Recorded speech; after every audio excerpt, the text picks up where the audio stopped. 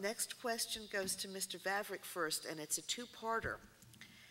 Why in these financially stressed times are streets like High Meadows Road, Crossbow Lane, Meadows End Road, and Pequonnock Ridge Road repaved when these roads were in good condition and are located in a newer community, when a road like Elm Street that is driven on by more residents is falling apart and only gets a new orange line down the middle?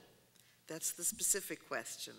Follow that with, please address problems with roads. How do you intend to fix them, and how do you intend to pay for road repairs? Just so everybody knows, I did not ask that question, but I should have. The bottom line is, the roads that were done, I can't explain why. I guess maybe because they needed to be fixed before they were in worse disrepair like the rest of our roads. But once again, and I know the fact that it's going to cost a lot of money to do these roads. I mean, I can go over the same study that Mr. Buzi has looked at. But the bottom line is, Mr. Buzi did say we got a grant for roads, but we applied for over $2.5 million because they weren't shovel ready. What we've got to do is we've got to prioritize our roads, we've got to have a plan, we've got to survey our roads, develop a plan, and go to bid on these roads. That hasn't been done, and it's all about public safety. We've got to work better with our state delegation. We've got to investigate state funding and federal stimulus money, and federal stimulus money we may not even get. So we've got to start looking at other financing options that may include bonding, again, due to years of neglect. It just didn't happen on Mr. Buzi's term. It's 14 years of just neglect on the roads. Okay, thank you. Mr. Buzi? I'd like to thank Mr. Vavrek for finally admitting that the roads didn't get bad in the last 2 years.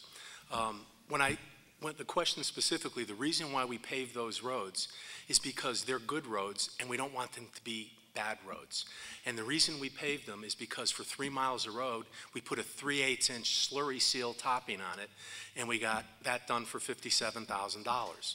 Now to do Elm Street, it's going to probably cost $350,000 a mile, period. So Elm Street, you're looking at a substantial amount of money. And the reason why we did what we did is because the pavement management study the town invested in said, fix your good roads first, make sure they're good, and work towards the other ones. And Mr. Vavrek is correct. We're probably going to have to go to some level of bonding in order to start that. And I've already started those discussions at the town council. And hopefully, after the election, we'll continue them on and do the right thing in terms of the roads we have to bond to pay for. Okay, any rebuttal, Mr. Vavrek? Just the fact that according to our elected officials, we really haven't seen a written plan, and that's where we really need to start.